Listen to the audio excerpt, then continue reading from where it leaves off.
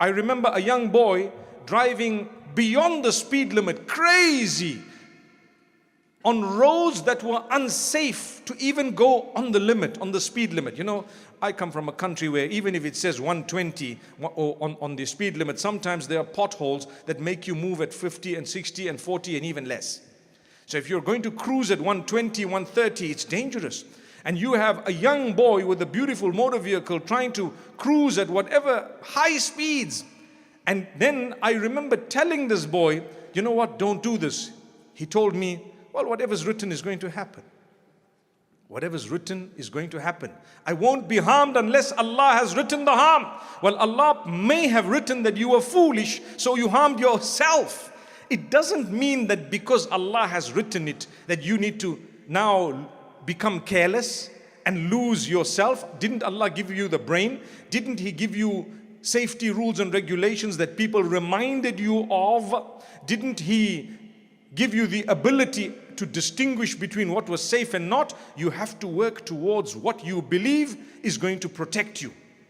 Do what you believe is going to save you. And then if something happens, you can say, you know what, it was in the hands of Allah. Otherwise, you are to blame. The whole of judgment is based on how you and I used the choice that Allah gave us. On the day of judgment, what is Allah going to ask you? Do you know? He's only going to ask you about how you used the choice He gave you when He gave it to you. If He did not give you a choice, there's no question asked.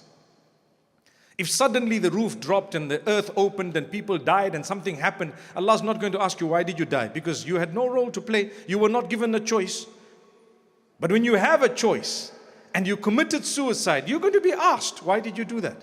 You can't say, well, I was just thinking if it's my death, I'm going to go. And if it's not my death, I'm not going to go. So I decided to stab myself. Come on, come on, come on. You can't do that.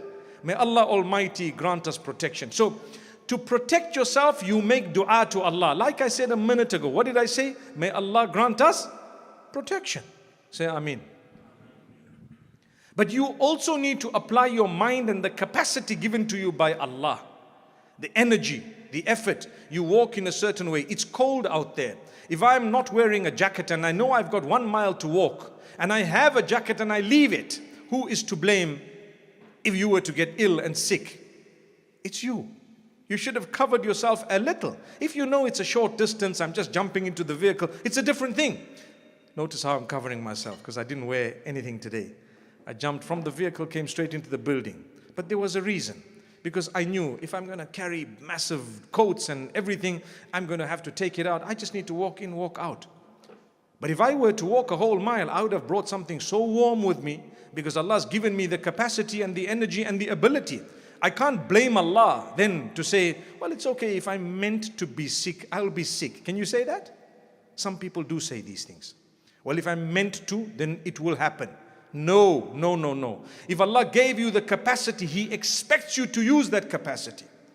If Allah gave you the ability, He expects you to use that ability. That's what He's going to ask you about on the day of judgment. So we make dua, oh Allah, protect me. But with that, don't put yourself into a situation where you know you're going to be harmed.